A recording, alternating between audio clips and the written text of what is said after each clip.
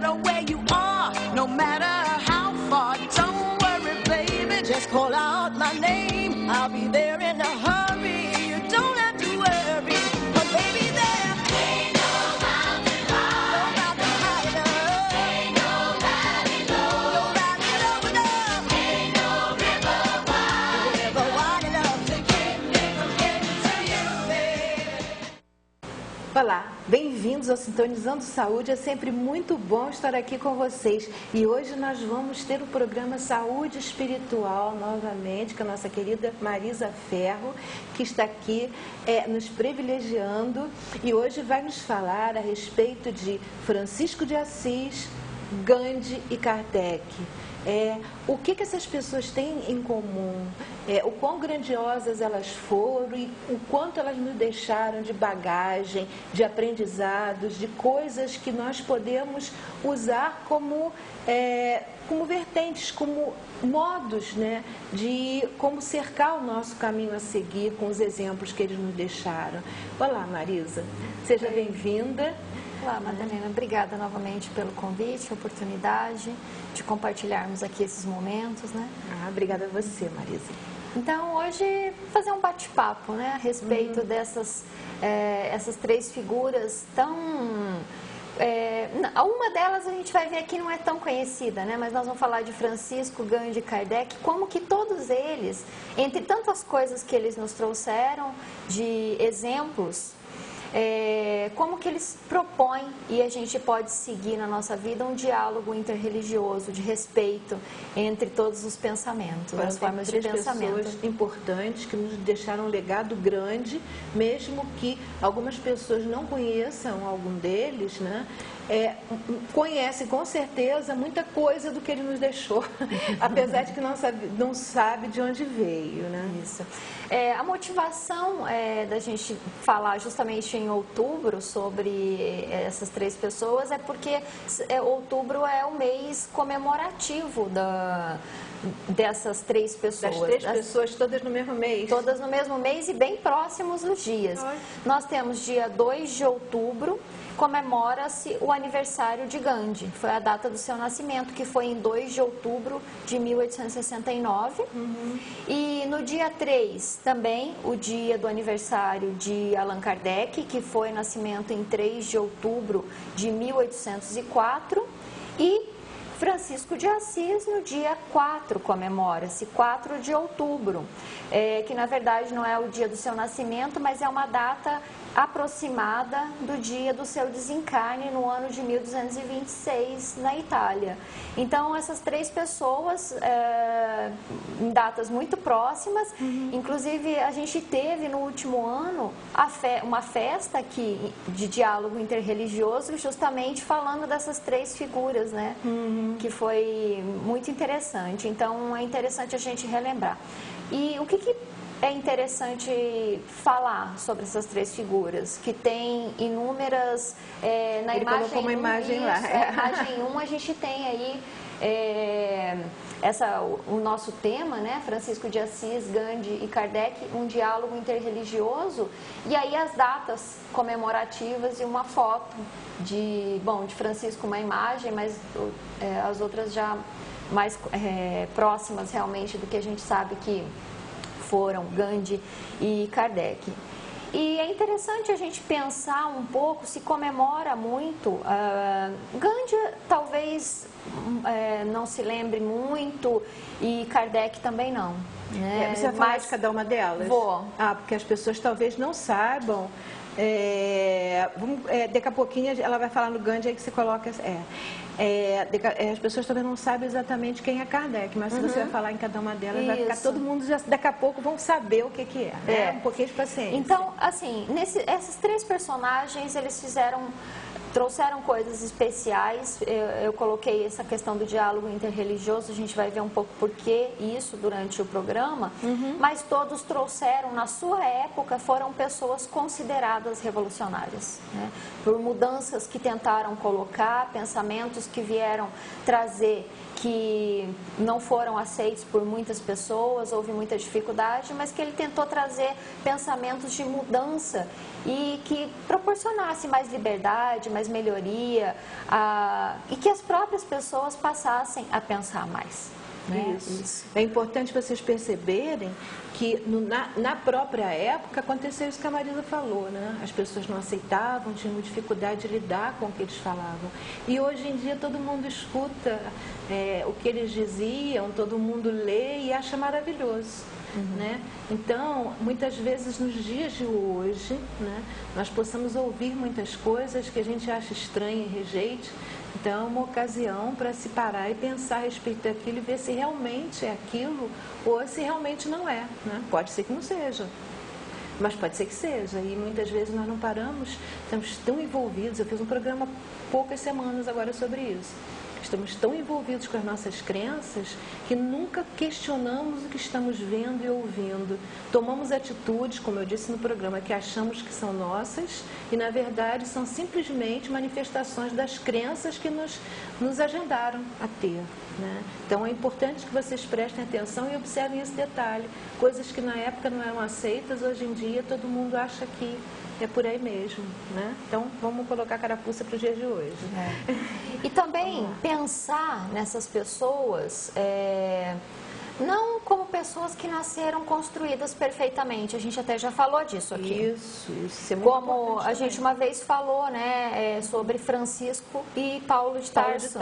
Falando. Comparamos vocês podem procurar lá no Facebook, vocês vão achar. Se quiserem comparamos essas duas figuras, mostrando que eles não nasceram santos, né? Então é São importante pessoas. a gente trazer esse pensamento. Então a gente pode começar pelo pensamento de Francisco. Francisco de Assis, o mais conhecido, né? Conhecido como São Francisco de Assis, e talvez o mais respeitado e o mais conhecido entre todas as religiões. Todo mundo tem carinho e gosta de Francisco, né? E aí eu até fiz uma palestra esses dias falando, né, justamente nessa época da data comemorativa, e as pessoas, acho que algumas pessoas ficaram um pouco tristes, porque eu falei assim, vamos falar de Francisco, e todo mundo só lembra de Francisco como protetor dos animais. Mas ele foi muito mais. Muito mais. Muito mais. Assim, é uma falta de respeito, às vezes, até com a grandiosidade do trabalho que ele veio trazer. Fazer esse reducionismo. Falar só na proteção animal. Isso daí foi uma das coisas, porque ele era uma pessoa que respeitava toda a criação, né? Então, Francisco nasce na Itália e numa época em que o cristianismo estava muito envolvido em dogmas. Foi na época das cruzadas, na Idade Média, e os costumes em Assis estavam bastante envoltos pela questão financeira, né? Então, Francisco nasce em uma família rica. Inicialmente foi boêmio, gostava de vestir boas roupas, tinha um sonho, era uma pessoa orgulhosa e que tinha um sonho de ser um grande cavaleiro. E, na verdade, a gente não vai entrar aqui em todos os detalhes, tem aquele programa já lá, né, no YouTube. É só vocês irem lá no YouTube ou no Facebook, na página Sintonizando Saúde, e se for no YouTube, é na minha página. Pode colocar Sintonizando Saúde, também sai no meu canal, Maria Madalena Matos. E lá estão todos os programas da Marisa. E vocês podem encontrar esse falando sobre Francisco de Assis e Paulo de Tarso. Né? Então a gente não vai entrar muito detalhadamente na biografia, né, mesmo porque é bastante conhecido. Mas então, passando rapidamente, nessa época em que os costumes estavam muito perdidos e a questão do cristianismo em si estava totalmente... A mensagem que Jesus tinha vindo trazer, a boa nova, né, a boa mensagem, a nova mensagem estava totalmente deturpada e totalmente perdida nos dogmas, nas posições sociais que se assumiam, até mesmo dentro da igreja, buscando status e poder, né? Então, Francisco, ele vem, e até em um momento muito significativo, quando ele recebe uma das mensagens de Jesus dizendo: Francisco, vai e reconstrói a minha igreja, né? E ele imagina que é para reconstruir o templo de pedra onde ele estava dentro, porque a igreja de eclésia é muito mais, né, do que um simples templo. Mas ainda naquele pensamento um pouco materialista, ele entende assim, mas na verdade ali ele começa um processo de transformação de toda uma vida, de deixar o orgulho, a vaidade e assumir um outro papel de um homem que vem colocar o pensamento do Cristo de volta às suas bases, abandona a riqueza da sua família e vai viver entre os mendigos e entre os leprosos, e inclusive se veste como tal. E ele passa a conviver mesmo com essas pessoas, ele lava os ferimentos dos leprosos, né? Hoje não se usa esse termo, né? Os rancenianos, isso. Mas na época não existia esse termo ainda. Mas basicamente ele vem trazer a boa nova. E uma coisa muito interessante, que ele sempre usou os exemplos de Jesus como inspiração. E na imagem 2 até tem um pouco que mostra isso, né? A imagem 2. E ele nunca quis também fundar nenhuma religião. Mas eu acho que o mais interessante de Francisco, que numa época em que os vistos como santos, né, eles tinham uma visão, a visão teológica, né, de que de ficarem reclusos, rezando e não terem muito contato com as pessoas. E assim, eu acho que eu separei só essa frase, mas eu acho que é a frase que mais caracteriza o trabalho de Francisco, que foi viver realmente o Evangelho. Então essa frase dele diz assim: pregue o Evangelho em todo o tempo, se necessário, use palavras, né?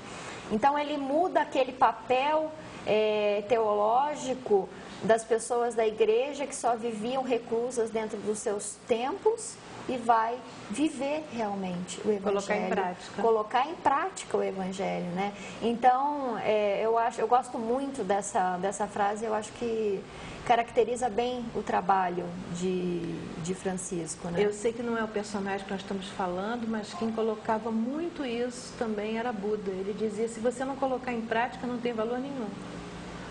Se você só ficar na teoria, a coisa não se concretiza, não tem valor. A gente teve várias pessoas, né, ao longo dos tempos isso, né? Que colocam isso, né, que sempre vem aí tentar mudar o nosso pensamento. Bom, a questão, ele nunca quis fundar nenhuma nova religião, teve um certo momento que ele foi obrigado a criar uma ordem religiosa apenas para continuar pregando, que senão ele seria preso, né? Então ele cria essa ordem, mas ele nunca quis criar nenhuma religião. Ele só queria que as pessoas vivessem a mensagem que Jesus veio trazer, né? O que a Marisa está querendo dizer, para quem não é criar ele fazia parte da Igreja Católica Apostólica Romana, mas ele precisava ter uma ordem, como existe franciscanos, os franciscanos, aliás, foi isso que ele criou.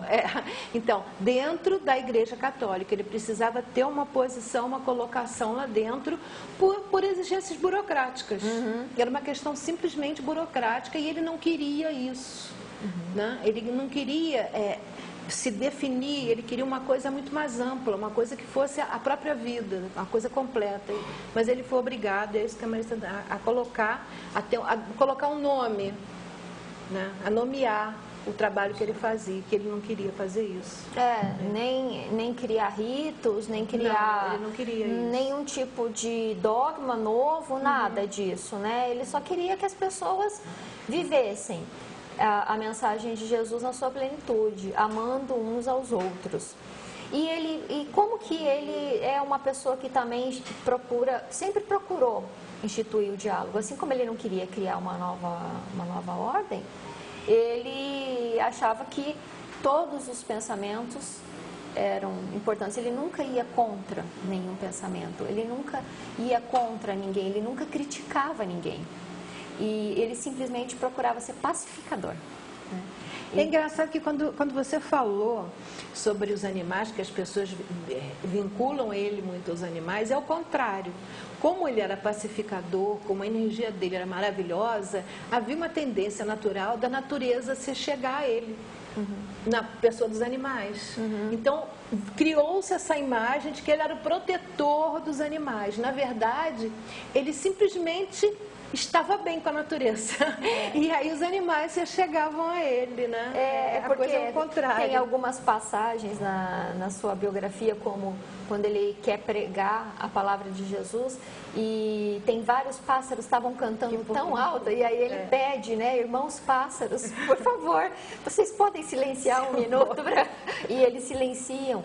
A história do lobo, né, que as pessoas até queriam matar o lobo porque ele vinha causando problemas, e ele conversa com o lobo, e o lobo se torna ali um animal de estimação dentro da comunidade onde eles viviam, né? Mas ele, em plena Idade Média, quando os cristãos estavam promovendo as cruzadas, ele vai até um sultão muçulmano em um outro país propor um diálogo amistoso, né? E essa tentativa era, no seu tempo, algo novo, um pensamento revolucionário. Que surpreendeu o próprio sultão. Exatamente, né? Bom, enfim, ele não teve tanto sucesso, mas o sultão o respeitou, dado o tamanho da coragem e da vontade de pacificar que ele tinha, né? Verdade. Mas, além, então, Francisco, que mais ele tinha de características de pensamento novo na época? Ele, muito antes de todo mundo falar em ecologia, ele era um grande ecologista, né? Então ele não respeitava só os animais, ele respeitava toda a criação. Então por isso que ele chamava até a irmã formiga, o irmão sol, a irmã lua. E quando eles iam cuidar das hortas, ele sempre pedia para não arrancar todas as ervas daninhas da horta, que tinha que ficar algumas no cantinho, né? Porque a irmã erva daninha também precisava ter ali, ela tinha a sua função. Então ele respeitava toda a criação. E além disso, além de respeitar toda a criação, assim, pensando na terra, nos rios, na natureza, ele respeitava o ser humano e ele respeitava as mulheres, num tempo em que a mulher era considerada um ser sem qualificação. Quando Clara de Assis, né, conhecida como Santa Clara, vai querer seguir a ordem e funda a ordem, ele respeita Clara. E ele coloca dentro daqueles frades que o seguiam o respeito que eles deviam ter com as mulheres, né? Porque na época não era comum esse respeito. Então, a gente tem que pensar em Francisco muito mais do que como protetor dos animais. Sinto muito. Foi um homem que se transformou ao longo da sua vida, que não viveu numa miséria entre os mendigos para, assim, se sacrificar como um mártir, um autossacrifício, uma autopunição. Era a pura sinceridade, ele achava que aquilo para ele era suficiente, né? E então ele tem uma mensagem aí grande de viver o exemplo. Então, assim, essa questão de, se necessário, use palavras, né? Então, eu sempre digo isso dentro do Espiritismo, que se diz muito assim, que a maior caridade que se pode fazer pelo Espiritismo é a sua divulgação. E eu falo que divulgue o Espiritismo, se necessário, use palavras, usando o mesmo exemplo de Francisco. Você não precisa fazer grandes divulgações, fazer grandes coisas para divulgar o Espiritismo. O seu exemplo de espírita dentro da sociedade é o mais importante. É o mais importante. Então, se você é ateu, seja um bom ateu. Se você é muçulmano, seja um bom muçulmano. Se você é protestante, seja um bom protestante. E pronto, você está divulgando e está vivendo a sua religião em toda a plenitude, né? Esse, então, é o mais conhecido de todos, Francisco. Você quer acrescentar alguma coisa sobre a Não, vida dele? Você falou bem tudo que você disse, e essa questão dele, se necessário usar palavras, é fundamental. Como ela disse, em qualquer situação, para qualquer religião, sempre que você quer ir passar uma imagem, a gente pode falar isso, por exemplo, para pais, para educadores, para professores. Quando você ensina coisas para criança, que pode ser um aluno, um filho, você, por exemplo, você ensina a não mentir, e a criança vê você mentindo o tempo todo. Quer dizer, né? Isso é uma questão para se pensar. O interessante, quer dizer, o sugestivo no meio disso, é que a pessoa não tem consciência disso, em via de regra geral. Por exemplo, essa questão da mentira. A mãe ou o pai mente, a criança vê eles mentirem várias vezes, mas se a criança conta uma mentira, briga, às vezes até apanha. Né? E como é que fica isso? Isso vira uma incongruência na cabeça da criança. Eu não posso falar, mas eles podem. Quer dizer, isso não é um aprendizado, isso na realidade é uma fonte de doença para a criança, isso sim. Então, é muito importante, essa colocação de Francisco é muito importante e é fundamental na nossa vida, no nosso dia a dia mesmo. Né? Essa questão que você estava falando sobre a mentira, estava me lembrando de um exemplo tão clássico, né? Que toca o telefone, aí o pai fala para a criança, atende, se for tal pessoa, fala que eu não tô. Aí depois ele fala para o filho que é para ele não mentir, né? Quer dizer, isso gera, pode parecer assim, tolice, as pessoas não têm essa percepção, mas isso pode gerar doenças na criança, pode, porque cria uma incompatibilidade. Que no adulto já é complicado quando a gente toma atitudes e pensa outra coisa diferente, isso já é uma fonte de doença. Imagina numa criança que é um ser muito mais sensível. Então, muitas vezes, um problema que a criança tem logo depois disso, ela começa a ter problema na garganta. Por quê? Né? Porque, de repente, ela teve que dizer alguma coisa que ela não queria ter dito. Ela não queria ter mentido e mentiu para agradar o pai, ou a mãe, ou quem foi. E isso pode gerar uma dor de garganta, né? Então, são detalhes que nós não temos essa percepção, mas que estão aí para quem quiser ver, né? É que nem na Bíblia, as pessoas olham e não veem, escutam e não ouvem. E isso acontece no nosso dia a dia muito. Aí depois diz assim, isso aqui eu fico brava. Ah, tá com dor de garganta porque comeu sorvete.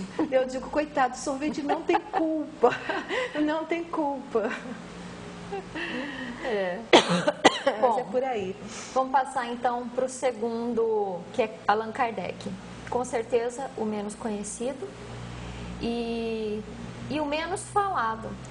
E às vezes pouco respeitado mesmo no meio espírita. Porque o próprio espírita às vezes não compreende a grandiosidade de Kardec.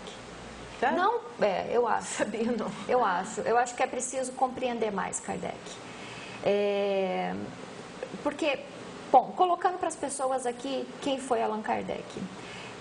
Kardec, ele ouve falar, bem resumidamente, assim eu vou contar a história, ele, em uma época em que se começa a ter, tanto na Europa, principalmente onde ele vivia, em Paris, grandes fenômenos que se chamavam as mesas girantes.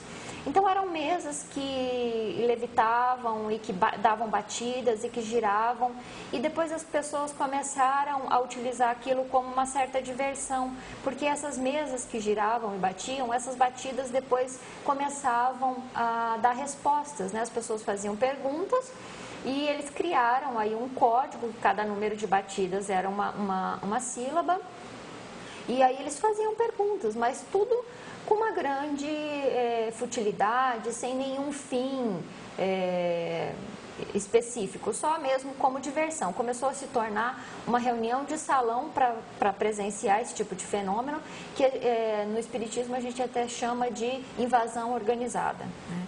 Porque foram em tantos pontos acontecendo ao mesmo tempo, e muita gente falava sobre aquilo.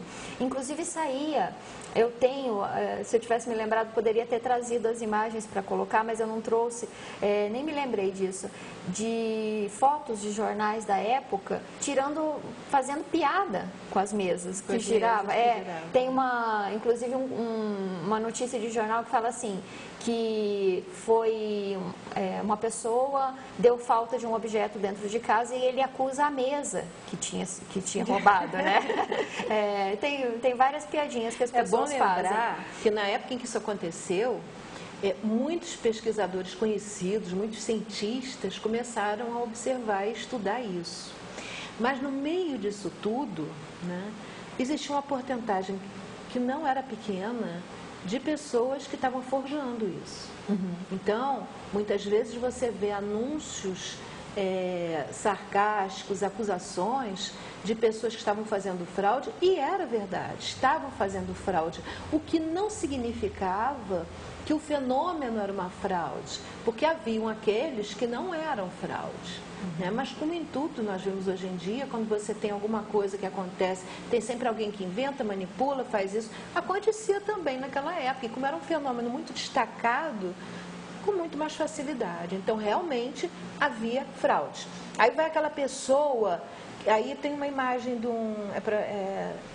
desse ele achou. Essa aí é uma imagem que demonstra as reuniões que se fazia, né, em torno das mesas para fazer essas consultas, né, com as mesas que batiam. Então, eles... aí tem várias piadinhas. Esse aí, se não me engano, é uma das piadinhas que saía no jornal, esse daí. Então as pessoas se reuniam em torno dessas mesas para fazer essas consultas, né? O problema que eu estava terminando é porque você, às vezes, no jornal sai uma piada sobre isso, fala que é uma encenação, e a pessoa já rotula o fenômeno inteiro como sendo, não é? Aquele fenômeno específico que alguém forjou, mas isso não quer dizer que o fenômeno todo seja. E aconteceram vários fenômenos que eram verdadeiros, né? E esses Kardec estudou, como outros cientistas também estudaram, pesquisaram, comprovaram, e até existem casos de vários cientistas famosos, até prêmios nobres na época, que iam estudar para provar que era mentira e acabavam convencidos e provando que eram reais os fenômenos. Foi o caso de Kardec. Foi outra piadinha. Outra Kaique está falando. Kaique está inspirado hoje, achou um monte para você. Tem uma que o delegado vai interrogar a mesa também sobre um crime, tinha várias. Mas o caso de Kardec foi esse. Quando ele vai investigar isso, na época ele estava estudando sobre magnetismo. E um colega que estudava junto com ele, até me esqueci o nome, não era com Mesmer que ele estava na época estudando. Mas era o mesmerismo. Sim, mas eles estavam... Eu esqueci o nome do amigo dele agora. Que esse amigo comenta sempre esse fenômeno. E ele fala que não é possível, e ainda ele usa o termo assim, não é possível que uma mesa que não tem nervos e não tem língua, não tem músculos, provoque esse tipo de diálogo e esse tipo de fenômeno. Kardec nem adotava esse nome de Allan Kardec ainda na época, ele se chamava Hippolyte Léon Denisard Rivail, e ele era já um pesquisador. Ele pesquisava sobre astronomia, sobre magnetismo, e também foi um grande educador que inclusive tem publicações, inúmeras publicações na área de educação. Inclusive ele propôs uma modificação no sistema de ensino público francês para a época, que foi considerado super revolucionário, e até hoje as pessoas acham, né, que é revolucionário. Ele foi discípulo de Pestalozzi, o educador com base no amor, né, no amor e no exemplo, que nunca se fizesse verborragia, tudo que se falasse deveria ser sentido e ser compreendido. Isso tudo contribuiu para a formação dele de pesquisador. Então, quando Kardec ouve falar desses fenômenos, ele vai, como esses outros pesquisadores que a Madalena comentou, ele vai provar que mesa não tem músculo, não tem nervo, então que aquilo não podia acontecer. E aí ele se surpreende e ele vê que por trás daquele fenômeno existia algo inteligente acontecendo, que não era simplesmente, né? E aí ele muda aquelas reuniões das mesas girantes, que eram reuniões totalmente fúteis para brincadeiras, passam a se tornar reuniões sérias. E aí ele começa a formular inúmeras perguntas para compreender aquele fenômeno que estava acontecendo e o que estava por trás daquele fenômeno. E através dessas inúmeras reuniões, inúmeras questões que ele levantou, que ele formulou com grande inteligência, ele reúne esse grande número, mais algumas perguntas que vieram de outras médiums, ele reúne todo esse conteúdo e com uma forma muito criteriosa, ele escreve o primeiro livro que é considerado a data de fundação do Espiritismo. Em abril de 1857, ele lança o Livro dos Espíritos. E depois disso, a partir dessa primeira obra, com perguntas e respostas de fundo filosófico, né, tentando compreender o que é Deus, a primeira pergunta, quem somos, de onde viemos. E é claro que esse conteúdo, a gente tem informação do plano espiritual, que foi um trabalho que foi coordenado por Jesus, que coordenou uma pleiade de espíritos para fazer essas comunicações. Então, o conteúdo é do plano espiritual. Mas a organização sistemática desses conteúdos, que depois se desdobraram em outros livros, e inclusive o termo espiritismo foi criado por Kardec no Livro dos Espíritos para designar, né, essa classe de espiritualistas, né? Porque todo aquele que acredita na sobrevivência da alma, que não é materialista, é espiritualista, né? Se eu soubesse que era falar, eu tinha trazido o Livro dos Espíritos para mostrar, porque é um livro que vale a pena ser lido, é um livro que quem quiser vale a pena ser lido. É um livro fácil de adquirir, tem uma tradução que é melhor, como é o nome dele? Tem a tradução da Federação Espírita Brasileira com o Evandro Noleto Bezerra. Esse que é o novo. Que é a que a gente considera, assim, é uma tradução fiel ao original francês, mas que procura trazer uma gramática, uma linguagem acessível. Eu tinha já o outro do Guillon, né? Que é um livro também, é uma tradução original, mas a linguagem é mais rebuscada. Eu até comprei esse novo, tá mais bonitinho, mas... né? E, aliás, eu não comprei, eu ganhei do seu Haroldo. Agradeço muito a ele, foi muito bom, porque eu tinha o outro em casa, ele me deu, agradeço muito. Aí ele me deu, e é um livro que está nessa tradução, está numa linguagem bastante acessível, né? Uma tradução fiel, como a Marisa disse, e quem quiser ler, vale a pena. Talvez não uma leitura direta, eu não recomendaria, mas ler um trechinho, algumas perguntas, daí uns dias ler outras, é uma leitura devagar, um livrinho de cabeceira. Livrinho não, porque ele é um livrão, mas um livrão de cabeceira que você pode ir lendo devagar para poder pensar a respeito, né? Pensar a respeito do que está lendo. E vale a pena, independente de religiosidade, tá? Naturalmente tem que ter uma espiritualidade. Apesar que quem não tiver também pode ler, de repente adquire, como você sabe, né? Pois é. É verdade. Mas vale a pena mesmo. A tradução do Guilhom Ribeiro é fiel também, mas ainda traz aquela linguagem muito rebuscada, com inversões de Na linguagem, verdade, é uma etc. tradução bem mais original. A terminologia está mais fiel ao francês, que também era o francês antigo, né? E o outro fez uma adaptação, simplesmente uma forma mais, com as palavras mais usuais da nossa época agora. Porque a outra é uma tradução muito antiga, né? Então, é nesse sentido só, os dois são bons. Isso. Quem comprar o antigo num sebo também é perfeito. Ambas são da FEB, da Federação Espírita Brasileira. Né? Ainda tem essa tradução na Livraria Espírita para vender? Tem nova também. Você tem pode a nova, optar, tem a antiga. Mas o que eu estou falando é porque às vezes em sebo é mais fácil encontrar o antigo. A pessoa até compra bem barato na estante virtual a tradução antiga, que é válida, é boa. Eu gosto, acho o linguajar muito bonito. Eu, pessoalmente, que sempre gostei de leitura clássica, eu acho o linguajar bonito. Mas, realmente, tem palavras que não é todo mundo que usa hoje em dia. Isso é verdade. Bom, em Kardec, quando ele publica o Livro dos Espíritos, aí que ele passa a adotar o pseudônimo de Allan Kardec.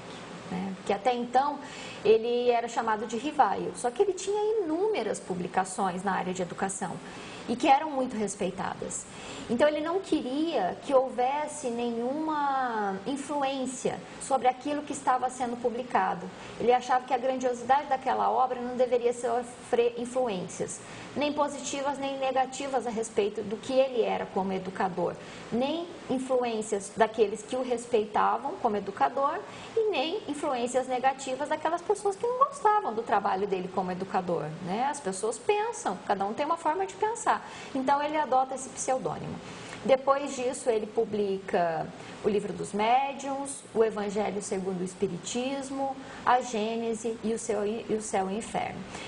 Nesses 5 livros, que a gente chama da codificação espírita, ele aborda as questões filosóficas no Livro dos Espíritos, questões científicas, que foi o que Kardec queria mostrar através das publicações, que existia, provar a imortalidade da alma, mostrar esse conhecimento para as pessoas. E ele também não pretendia estabelecer nenhuma nova religião, né? Na verdade, o que aconteceu é que Kardec acreditava que as pessoas poderiam continuar cultivando a sua fé, as suas próprias religiões. Ele era muito ecumênico, eu admiro muito isso mesmo. Então, aí vem a questão do diálogo interreligioso de novo, né? Ele achava que todo mundo poderia continuar na sua fé, na sua religião, só que adquirindo um conhecimento novo, que era o que o Espiritismo, bem mais amplo, né? Isso. Aquela coisa do conhecereis a verdade e a verdade vos libertará. Então, não tinha nenhuma essa ideia. Então, na imagem 3, coloca um pouco isso, que ele não pretendia estabelecer nova religião, né? Mas ele queria fazer uma demonstração científica da imortalidade da alma. Então, e uma coisa muito interessante que Kardec traz, que está numa frase de Emmanuel, que ele diz assim, que após 19 séculos de teologia arbitrária, não chegaríamos a compreender agora, no mundo, o Evangelho de Jesus Cristo sem Allan Kardec. Porque a gente passa a ter uma compreensão muito grande sobre o Evangelho. O Evangelho segundo o Espiritismo nada mais é que o Novo Testamento acrescido de explicações que vêm do plano espiritual. Para quem não conhece, o Novo Testamento é o mesmo.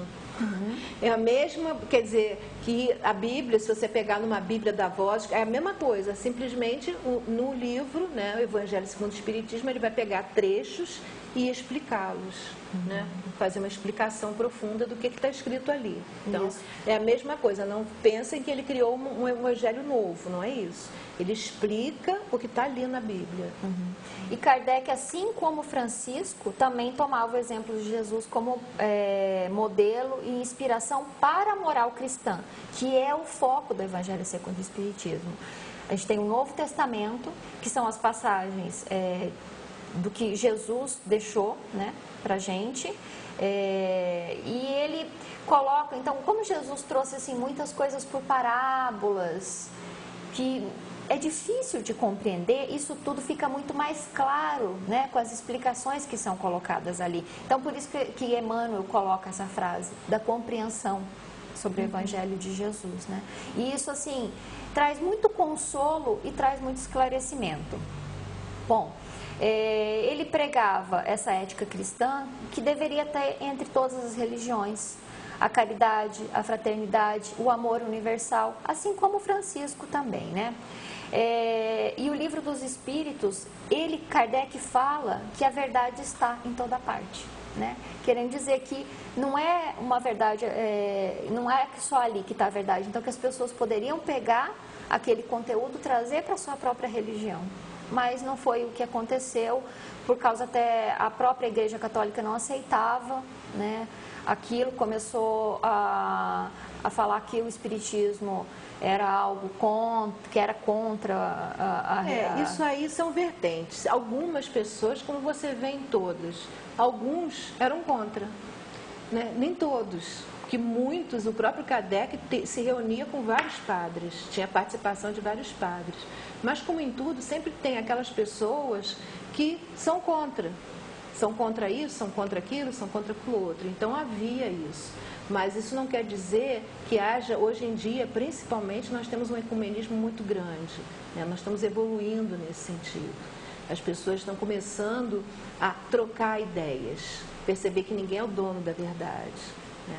Mas ainda temos essas críticas que acontecem, mas na época dele isso era muito maior, sem sombra de dúvida. Então, causava muitos problemas. No alto clero, vamos dizer, da Igreja Católica, se resolveu que aquilo era contra, que aquilo não era aceito pela Igreja Católica. Tanto que até hoje tem algumas pessoas que falam, nossa, mas não está na Bíblia que o Espiritismo é errado? Eu falei assim, não, nem existia o termo Espiritismo na época que a Bíblia foi escrita, mas aí também né? é uma colocação de falta de conhecimento, Sim, né? então. As pessoas, é que nem eu falei, muitas pessoas falavam que a mesa girante era um charlatanismo, mas não sabiam o que era. E existia charlatanismo, isso era verdade. Então, muita coisa é falada por falta de conhecimento. Isso é uma coisa, e aí se rotula, se fala isso, fala aquilo, tem que ver como é que é o procedimento disso, né? Como é que é... Quem está falando, por que está falando, né?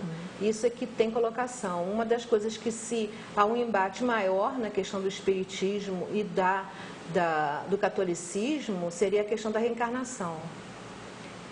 Mas se você for pegar o budismo, o catolicismo, o espiritismo, se for pegar isso tudo, e se você vai ver que apesar de existir explicações diferentes, no fim acaba todo mundo, o rio está correndo lá, é o mesmo rio e vai, né? Não tem dois rios, é um rio só. Flui a vida ali por um caminho único, né? Mas isso é uma questão mais elaborada para se discutir. Mas a própria Igreja Católica parou de... Era aceito a reencarnação nos primórdios do cristianismo, né? É isso que eu estou dizendo. Só que aí depois são várias vai colocações, na própria Bíblia você tem, mas a questão é que muitas vezes certas coisas, a Igreja Católica tem, na sua cúpula, tem uma forma de pensar de que as pessoas não estão preparadas para certos conhecimentos. Então a gente não dá esse conhecimento agora. Então, eles davam o que eles achavam que as pessoas tinham condição de elaborar, em vez de dar condições da pessoa pensar aquele respeito.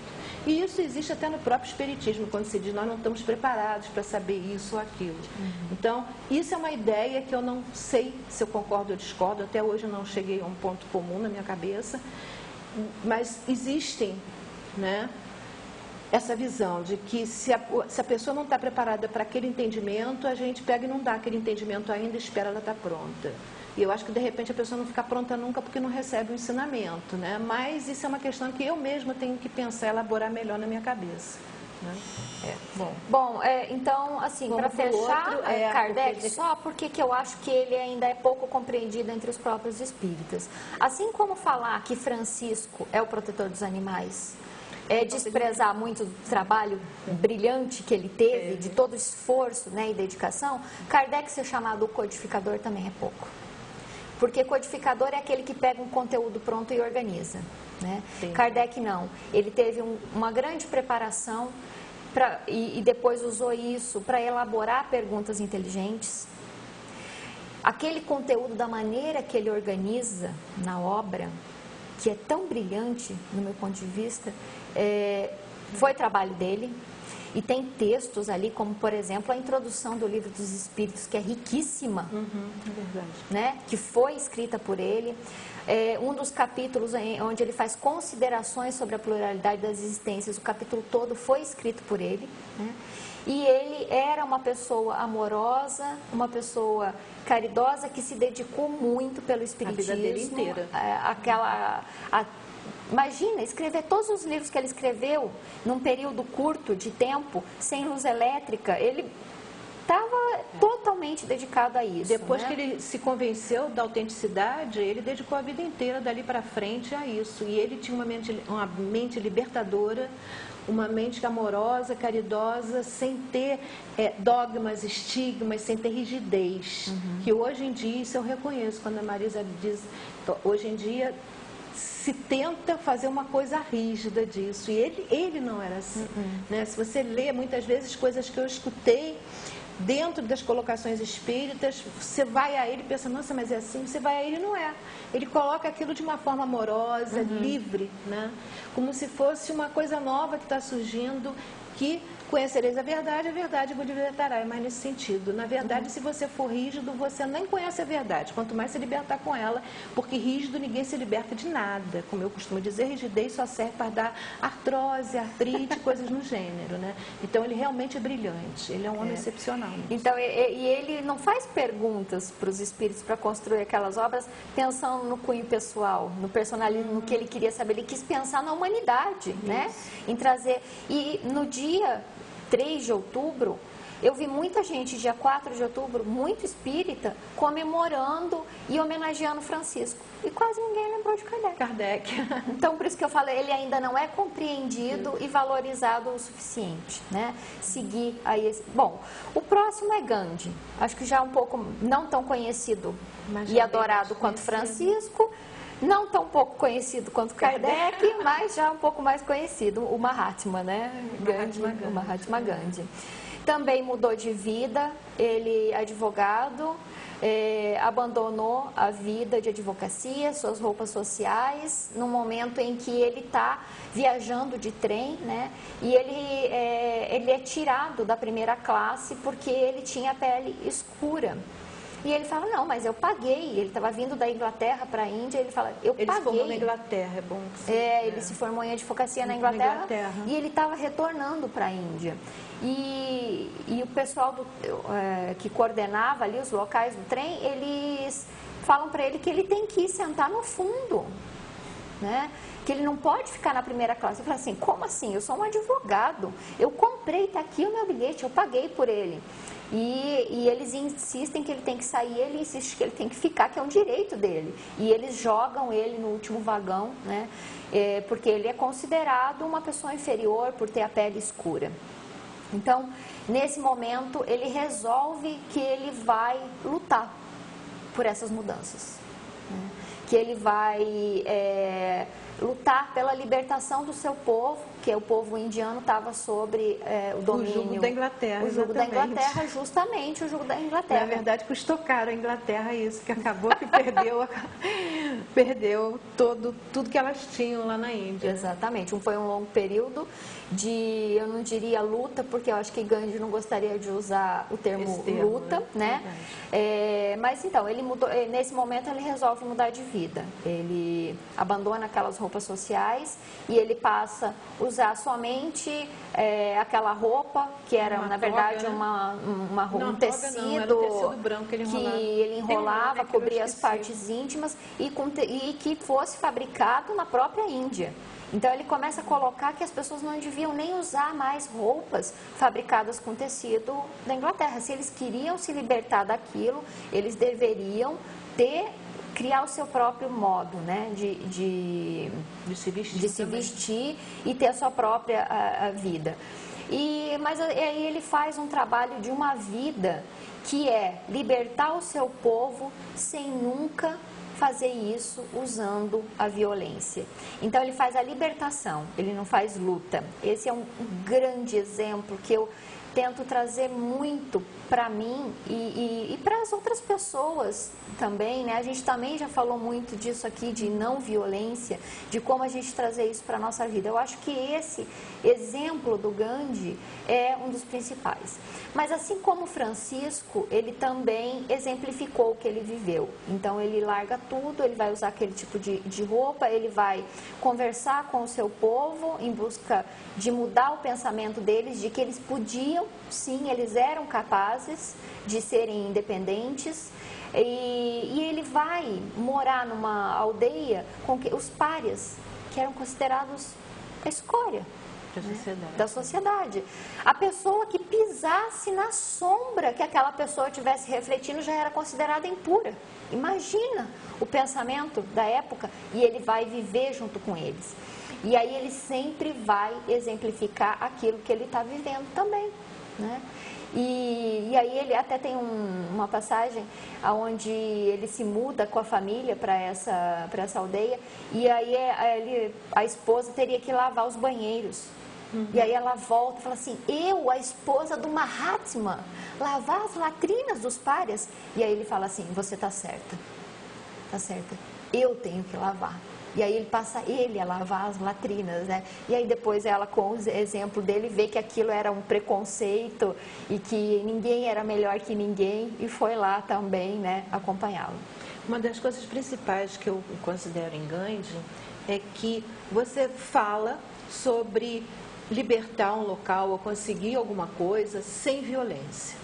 Aí vai ter sempre aquele que diz, não, mas aí não vai adiantar nada. E o Gandhi é um exemplo perfeito, porque ele colocou isso em prática e funcionou. Então, é um exemplo perfeito, porque funciona. Pode se colocar em prática. Não funciona porque ninguém nem coloca achando que não vai funcionar. Mas funciona. Ele, então, é um modo da pessoa perceber isso, né? Que você pode colocar em prática, você atingir uma meta sem usar violência, que você tem tanta possibilidade quanto, ou muito mais, porque você vai desfrutar muito mais e vai ter paz interna. Muitas vezes a pessoa guerreia tanto, que quando consegue já está mal de saúde e morre, não usufrui nada, o que não é esse o caso. Exige esforço? Exige. Mas se vocês pararem para pensar, quando a gente guerreia, quando luta, quando briga, o esforço é muito maior. Só que esse esforço de quando você tenta alcançar uma meta sem esse tipo de luta, é um esforço interno. E nós temos muito mais dificuldade dos esforços internos, do conhecimento disso mesmo, de lidar consigo mesmo. Por isso parece que é um esforço maior, mas na verdade é um esforço muito menor e que vai trazer um benefício completo. Então, eu acho que essa questão nele é muito importante. Ele colocou em prática e atingiu o resultado. Para quem não sabe, ele conseguiu libertar a Índia do domínio da Inglaterra sem nunca empunhar nenhum tipo de arma, sem nunca criar nenhum movimento violento. Ele fez isso com oração e com jejum, né?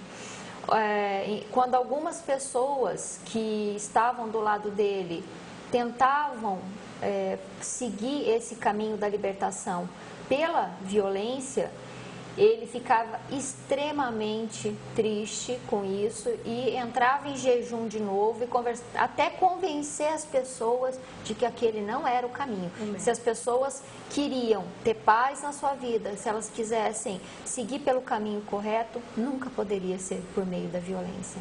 E tem uma coisa que eu acho assim muito interessante, que a gente tem que pensar muito, e que era também o pensamento de Francisco, que o Gandhi dizia assim: eu não faço uma campanha contra a violência, eu sou a favor da não violência, porque quem vai contra já se arma. É isso é verdade. Quem está contra alguma coisa já está armado. Então ele não era contra a violência, ele era a favor da não violência. Isso é muito importante, parece que não tem diferença, mas tem uma diferença monstruosa. Porque é como ela falou, como a Marisa falou agora.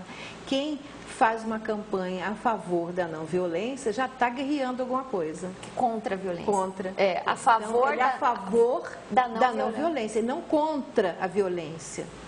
A diferença é grande, parece que não é, né? Mas é muito grande, porque quando você, repetindo, acho que eu troquei as palavras aí, né? Quando você faz uma luta contra a violência, você já está lutando, já está colocando a violência em prática. Então, isso é muito diferente de você ser a favor, né, da não, praticar, né, a não violência. A diferença é enorme, é imensa. E a gente também já fez um programa junto sobre isso. E eu falo isso o tempo todo, porque isso se faz muito hoje em dia. E é se super critica importante. E se fala das coisas ruins que estão acontecendo, e não é por aí. E não é por aí. E Gandhi, apesar de ele não era cristão, né, não era cristão, mas ele respeitava muito as palavras do Cristo. Eles tinham os deuses, sim. E eles têm os deuses indianos. E no fundo você vai ver, as coisas são as mesmas ideias, as mesmas coisas. Assim, eu acho uma coisa interessante que ele falava assim, que ele gostava do cristianismo, mas não do que os cristãos faziam, né? Que é essa coisa de não viver o exemplo e a palavra do que o Jesus veio trazer, que como Francisco veio aqui e recolocou, Kardec depois vem como trazer o Consolador prometido, que é tentar esclarecer de novo e trazer o cristianismo de novo, de volta às suas bases, né?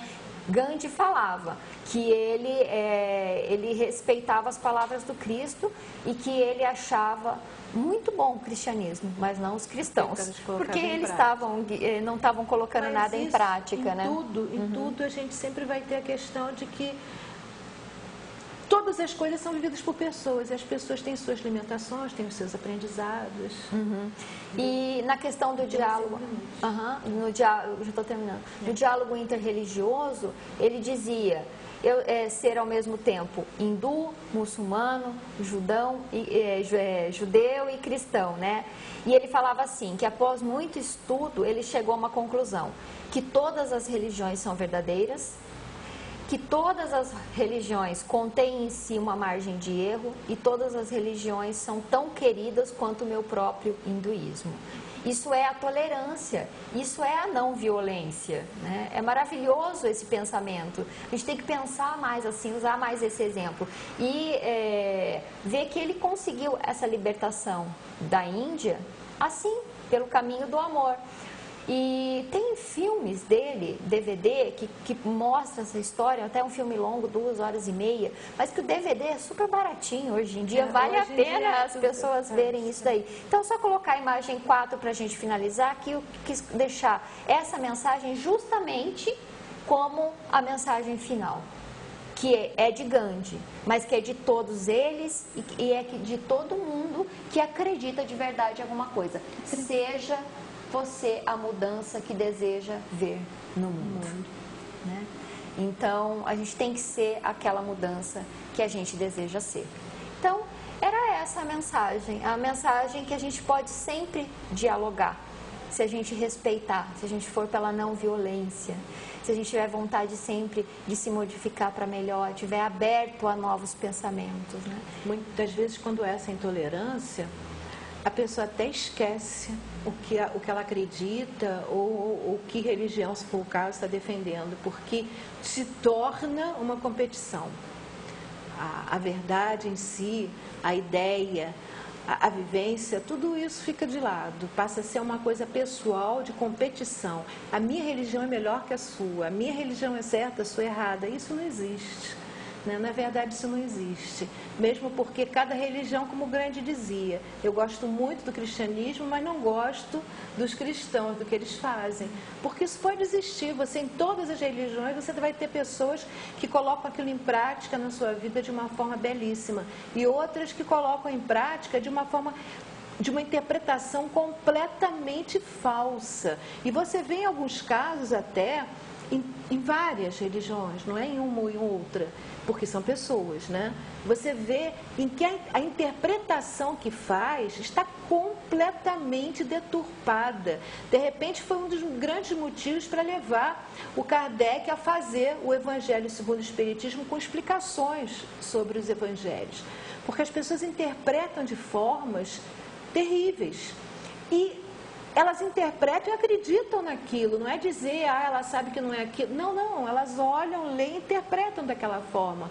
Porque, na verdade, elas vão interpretar o que estão lendo sempre, no ser humano, de acordo com os conteúdos internos. Se a pessoa está com muito ódio, ela vai encontrar passagens ali que vai até provar que ter ódio é verdadeiro.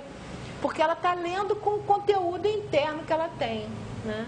Então tem que ter muito cuidado, né? Eu estou falando isso que cada um pergunta para si, assim que eu faço. Será que eu faço isso? Porque aí é uma forma de você se descobrir e começar a evoluir. É assim que a gente evolui, não é achando que o meu modo está certo, não. É colocando em questão, será que eu estou certa? Aí você pode pensar a respeito e perceber se está mesmo no caminho bom ou se não é certo, mas num caminho bom ou num caminho que não é muito bom. E a partir daí você começa a crescer. Isso é o processo evolutivo. Marisa, tem mais alguma imagem? Não, é só isso mesmo. Essa questão que você está falando só dentro do movimento espírita. Movimento espírita é uma coisa, espiritismo é outra. Espiritismo é diferente do movimento espírita que é feito por pessoas. falhos, tudo vai acontecer interpretativos, isso, etc. Né? Mas é só isso. Faz Então, parte da vida. isso. No fim Do das crescimento de contas, todos. isso faz parte do nosso aprendizado, do nosso crescimento, da nossa vivência. Isso. Né? É assim que a gente cresce, né? Tendo esses aprendizados, é assim que a gente tem a possibilidade de crescer. Marisa, eu agradeço muito hoje. Nosso bate-papo foi ótimo. Você nos ensinou muita coisa boa. Tenho certeza que vocês... tô lá, né, agora. Eu tenho certeza que vocês aprenderam hoje muitas coisas boas, muito conteúdo para pensar, para se questionar, muitos exemplos para poder usar na própria vida, né? Hoje foi muito bom. Aprendemos muita coisa com você hoje, Marisa. Imagina, muito obrigada. a gente aprende com eles. Obrigada pela oportunidade. Paz e bem a todos. Então, eu agradeço muito a vocês. Kaique, você tem a imagem da babosa aí?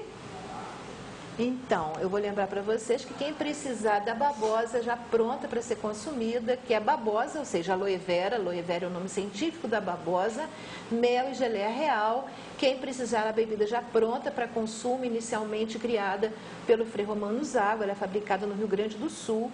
É só entrar em contato pelo telefone 2237-0720.